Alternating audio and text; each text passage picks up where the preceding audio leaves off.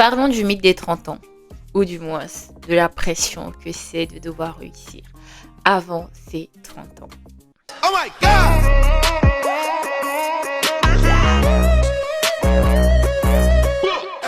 Dans cette belle société qui est la nôtre, on estime qu'à 30 ans, tu dois être en capacité d'avoir un bon mari, de beaux enfants, un mariage stable, des finances stables, la maison de tes rêves, la voiture de tes rêves.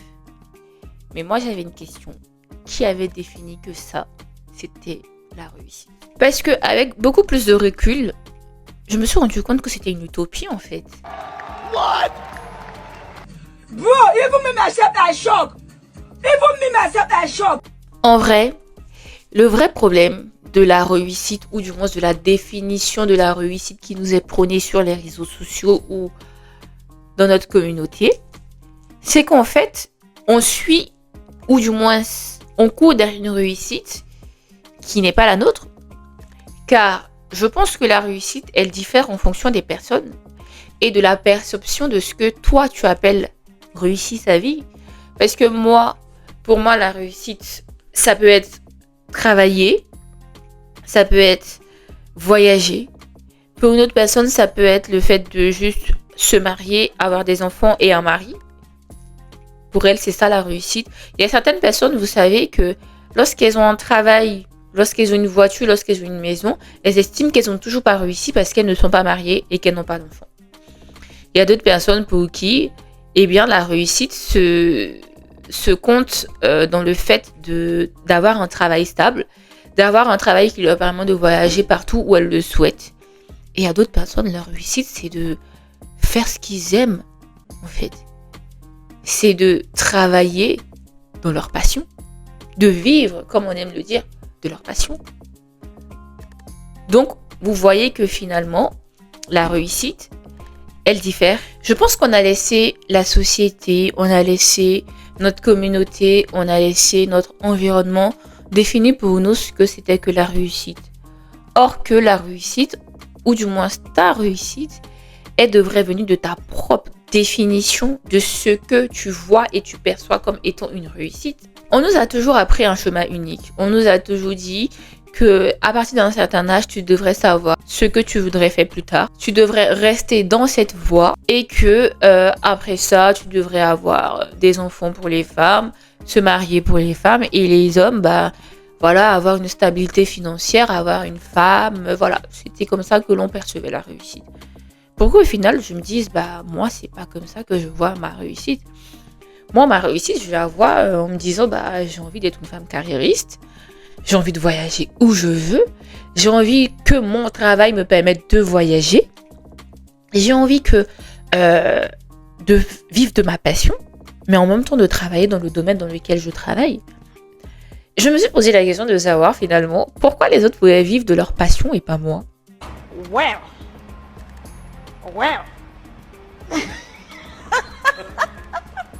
Next question.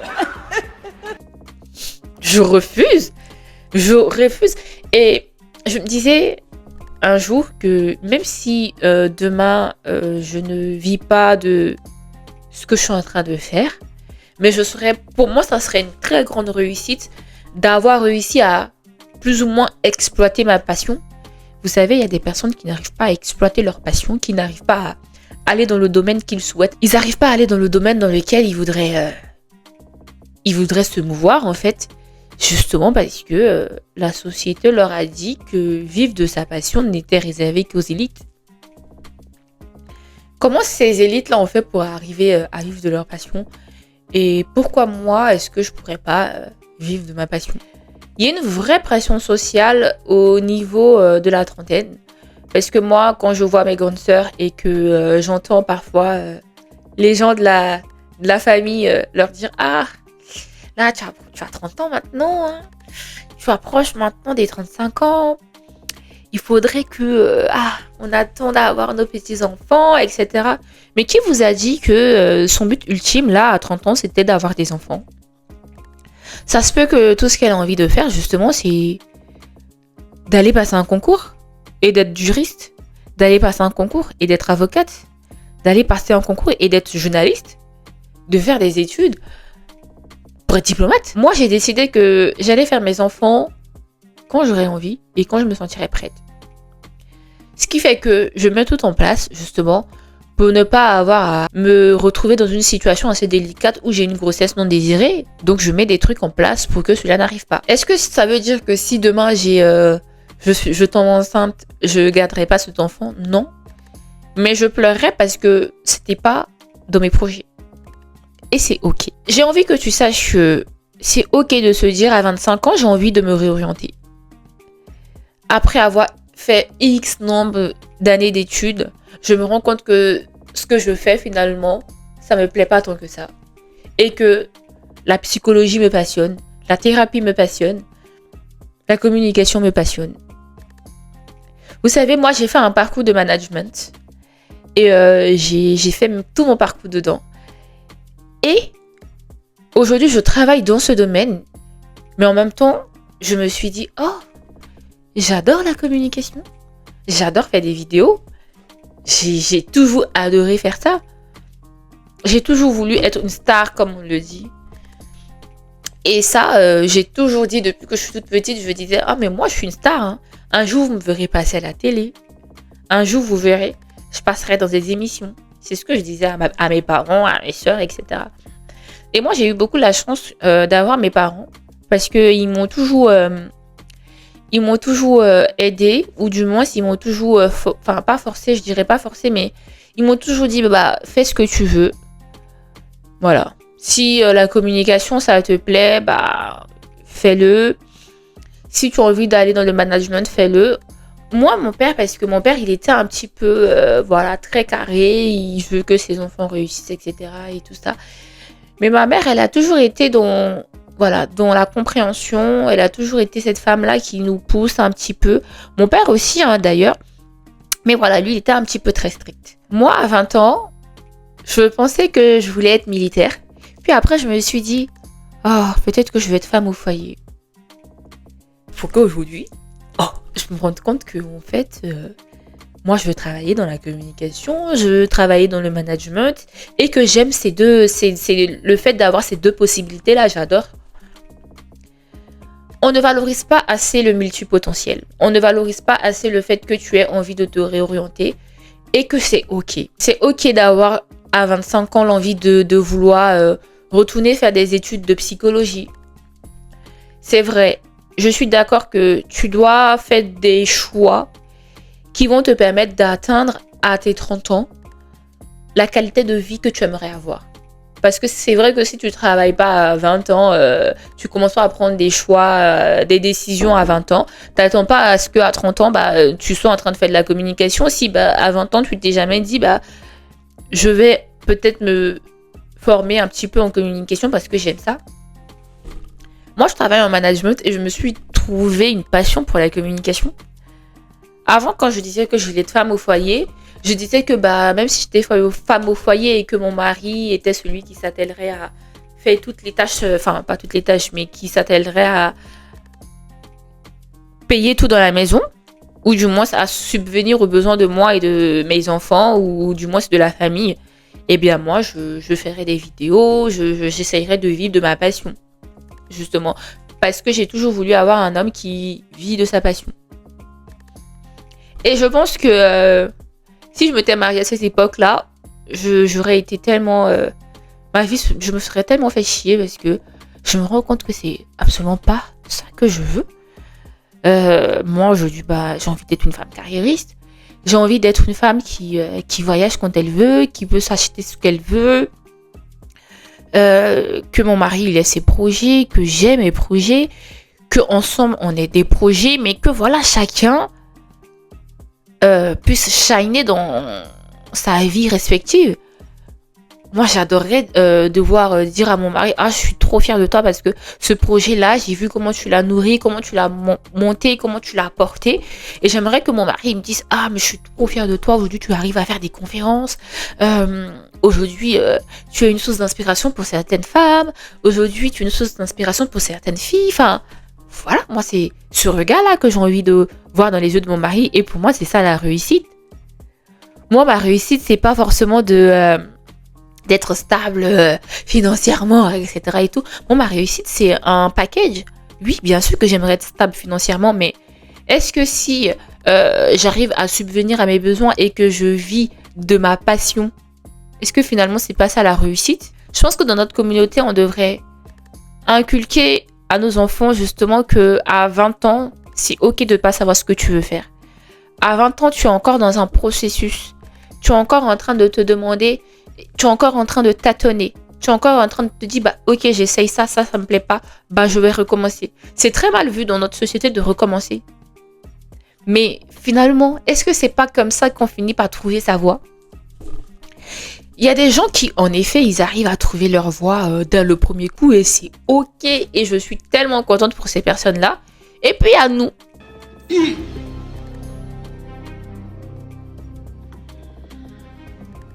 Allahu Akbar. Qu'est-ce que c'est que ça? Voilà. Il y a des gens comme moi. On fait un petit peu ci, on fait un petit peu ça, on fait un petit peu comme ceci, on fait un petit peu comme cela. Et puis finalement, bah, on tâtonne. Et en fait, après, on se retrouve à avoir une vie bien remplie. On a essayé plein de choses. J'entends parfois quand une personne dit, mais moi j'ai fait ci, j'ai eu à faire ça. Et les gens trouvent que c'est du désordre. Que, ah, mais toi, t'as eu plusieurs vies. Ben oui. Pourquoi est-ce que je pourrais avoir plusieurs vies et je me contenterais d'en avoir qu'une seule? Question. La pression sociale, elle est énorme. Elle est vraiment énorme. Et je pense que c'est à nous d'arriver à un moment, se dissocier de la collectivité et de se dire qu'on est des personnes individuelles et qu'on mérite aussi de vivre notre vie. De vivre ce pourquoi on est passionné. De vivre la vie qu'on aimerait avoir. Moi, bien sûr que j'aimerais me marier. Bien sûr que j'aimerais avoir des enfants. Mais ça ne m'empêche absolument pas de vouloir être une femme carriériste qui a envie de monter son projet à elle. Pourquoi on ne valorise pas ces jeunes femmes, ces jeunes filles? Pourquoi on ne valorise pas l'autonomisation des jeunes femmes, des jeunes filles? Et que on se met à envoyer de la pression à ces jeunes dames qui, à 30 ans, ont envie de juste être stable financièrement, avoir un mari et de se dire, bah ok, quand je serai prête, justement, j'aurai un enfant. C'est comme ça que nous créons aussi des mamans démissionnaires, des papas démissionnaires, parce que justement, ils n'ont jamais voulu avoir des enfants trop tôt.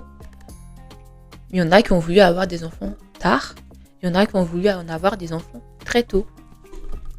Moi, je sais que quand je dis aux gens, oui, mais en fait, je pense pas que je vais faire mes enfants maintenant. Je pense que je vais attendre un petit peu.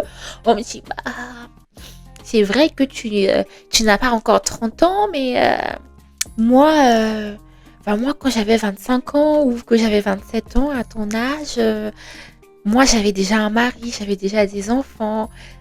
Moi, mes premiers enfants, je les ai eus à 23 ans. Et c'est ok. Franchement, c'est ok. Mais sachez aussi que la génération, elle change. Les priorités, elles changent. On a beaucoup de femmes qui sont maintenant intellectuelles. On a beaucoup de femmes qui vont à l'école, qui décident de se choisir, qui décident de choisir leur propre vie, qui décident de choisir leur étape. Enfin, comment elles voudraient avancer. Et je trouve qu'on met beaucoup de poids sur les épaules des femmes. Mais aussi, on met beaucoup de poids sur les épaules des hommes parce qu'on attend d'un homme qui a 30 ans, il soit déjà en capacité de gérer une famille. D'accord. Mais déjà, est-ce qu'à 30 ans, il arrive à se gérer lui-même? C'est ça la vraie question, en fait. On attend qu'un homme, à 30 ans, il soit déjà en capacité d'avoir une voiture, d'avoir une maison, de payer une maison à, je sais pas moi, 100 000 francs, 200 000 francs, 300 000 francs. Enfin, je sais pas. C'est mal vu quelqu'un qui a 30 ans qui revient chez ses parents parce que, il a constaté qu'il y a quelque chose d'autre qui lui plaît et que s'il voudrait arriver à faire ce qui lui plaît, bah, il devra réduire certains coûts. C'est très mal vu, quelqu'un qui vit en Europe et qui rentre en Afrique parce que, c'est un échec. Il rentre parce qu'il n'a pas encore construit. C'est très mal vu. À 30 ans, t'as pas de terrain. Waouh! À 30 ans, t'as pas de terrain. Et c'est ok. À 30 ans, t'as pas le permis. Moi, j'ai 30 ans. Enfin, j'ai pas 30 ans. Je sais même pas pourquoi je dis j'ai 30 ans d'ailleurs. J'ai pas 30 ans, mais j'ai pas le permis. Et c'est ok. Parce que pas que je n'en trouve pas l'utilité, mais je ne ressens pas le besoin. Et je peux vous assurer que le jour où j'en ressentirai vraiment le besoin, vous inquiétez pas, on me dira pas que je le passerai. Je vous l'assure qu'on va pas me dire. Moi-même, je vais me lever, je vais aller passer. Et pourtant, je sais conduire. Et pourtant, j'ai été en auto-école. J'ai appris à conduire, je sais conduire. Mais va savoir pourquoi est-ce que j'ai pas encore passé. Parce que justement, je trouve que ça ne fait pas partie de mes priorités. Il y a certaines personnes qui disent « Quoi ? À 30 ans, t'as pas encore le permis ? Tu devrais. » Mais en fait, la perception, elle vient de vous, pas de moi. Et c'est ok. C'est ok si demain tu veux te réorienter. C'est ok si à 35 ans tu te rends compte que tu as juste envie d'être ATSEM. Tu n'as plus envie de travailler en banque. C'est ok si demain tu te dis bah j'ai envie d'être thérapeute, j'ai plus envie de travailler en tant que professeur. J'ai envie d'être psychologue. J'ai envie d'être chantre. J'ai envie d'être actrice. J'ai envie d'être comédienne. J'ai envie d'être danseuse. Après, faut faire des choix cohérents, bien évidemment. Mais voilà, enfin, si tu étais banquière et que maintenant, ce qui te passionne le plus, c'est d'ouvrir une école de danse, vas-y, fais-le.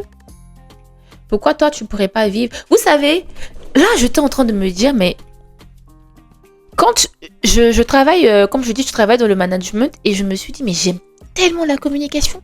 Pourquoi je le fais pas? Je vous assure, je me suis dit, la seule chose qui m'a poussée à commencer à faire des vidéos, c'est que je me suis dit, je regretterais tellement dans quelques années si je n'ai jamais commencé à faire des vidéos. En fait, je serais en train de me dire, ah, j'aimais tellement la communication, je l'ai jamais fait et ça me rendrait malheureuse, en fait. Et pour moi, c'est ça la réussite. Arriver à se dire que je veux faire quelque chose, je veux vivre de ma passion, mais en même temps, dans le domaine où je suis, je veux aussi y rester. Je me suis rendu compte que j'étais peut-être un multipotentiel. Et que oui, j'ai envie de faire plein de choses. Mais c'est pas toutes les choses que je fais. J'ai envie de faire plein de choses et je sais que je sais faire plein de choses et je sais que si je m'y mets, je pourrais tout faire. Ouais. Laissez-moi me jeter un petit peu des fleurs. Mais voilà. Je décide volontairement de faire 2-3 choses qui pour moi sont essentielles et qui, pour ma part en tout cas, rentre dans mon épanouissement personnel. Vous inquiétez pas que quand ça sera le temps pour moi de faire des enfants, personne ne me demandera, j'irai chercher à faire des enfants. Pour le moment, j'ai envie de me concentrer sur ma carrière, j'ai envie de me concentrer sur la femme que je suis en train de devenir et je vous assure que je n'ai jamais été aussi heureuse que de commencer à vivre et à faire ce qui me plaît. Je n'ai jamais été autant heureuse de la décision que j'ai prise en février de commencer à vraiment me lancer sur les réseaux. Je n'ai pas encore 30 ans. Est-ce que ça veut dire que je réussirai avant mes 30 ans? Je sais pas. Mais en tout cas, une chose est sûre, c'est que je ne suis pas en train de me dire que j'ai pas réussi. Pour moi, avoir le travail, avoir la santé, faire ce pourquoi je pense être née, faire ma passion, pour moi, c'est déjà un processus de réussite. Et je sais qu'il y a plein de personnes qui se retrouvent dans cette situation, qui se retrouvent dans ce que je suis en train de dire. Si tu penses avoir raté ta vie parce que tu ne sais pas encore ce que tu veux faire, est-ce que ce n'est pas juste parce que tu sais ce que tu veux faire mais tu n'as pas envie de te lancer parce que tout le monde dit que c'est impossible de vivre de sa passion, de réussir dans sa passion? Vous pensez que toutes ces personnes qui voulaient être des actrices, qui voulaient être ceci, qui voulaient être cela, si elles s'étaient apitoyées sur leur sort et elles s'étaient dit bah c'est pas facile pour tout le monde de réussir dans sa passion, eh bien moi je me contente d'eux. Vous pensez qu'elles seraient là où elles sont aujourd'hui? Non. Moi j'ai décidé en tout cas de ne plus me contenter d'eux. J'ai décidé d'oser. J'ai décidé que j'allais essayer et que si ça marchait pas, bah je recommencerai encore et encore. Parce que dans la Bible on dit que tant qu'il y a la vie, il y a de l'espoir. Et vous savez, le Seigneur est capable de rattraper en 10 ans ce que tu as perdu en 20 ans. Quand je prends l'histoire de ce bon monsieur KFC qui a commencé, je pense, à réussir, ou du moins, il a commencé à avoir la stabilité financière qu'il voulait. Je pense à 57 ans ou 67 ans, je ne sais plus, mais je pense que c'est 57 ans. Aujourd'hui, regardez, KFC, c'est la nourriture la plus mangée au monde. Enfin, on en mange partout. Et pourtant, il a commencé à 57 ans. Et toi, là, à 25 ans, tu oses me dire que tu as gâché ta vie? Avant, moi, j'ai cru que j'étais... pour moi, quoi? Je sais pas ce que je veux faire.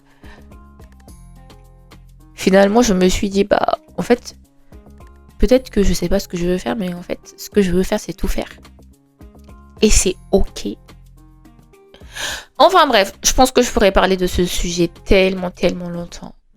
Moi, tout ce que je peux dire à quelqu'un aujourd'hui, c'est si tu as envie de débuter dans ta passion, fais-le. Donne-toi les moyens. Arrête de chercher de gauche à droite, telle personne ou telle... Commence, lance-toi, tâtonne. Peut-être que finalement, tu penses que tu veux faire de la communication, mais tu verras que, ok, la communication, c'est un pan de ce que tu veux faire. Mais ce pourquoi tu es né vraiment, c'est d'être en psychologie, d'être dans ceci, d'être dans cela, mais que la communication pourra t'emmener. Voilà. Et n'oublie pas que commencer à parler, c'est guérir.